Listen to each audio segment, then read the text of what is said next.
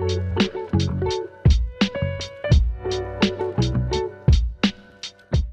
right, next we're going to do the inseam. This should be easy, but it's a little bit of detail in the way that you do this. We would start this between the crotch, between the center of the seam. From the seam line, what you want to also do is follow the natural shape of the inseam.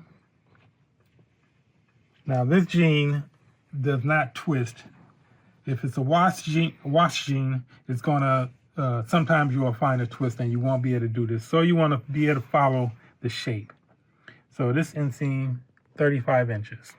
Now, let me explain something with measuring your inseam. You wanna follow the shape. Even if your leg is twisted, don't follow the seam as it twists.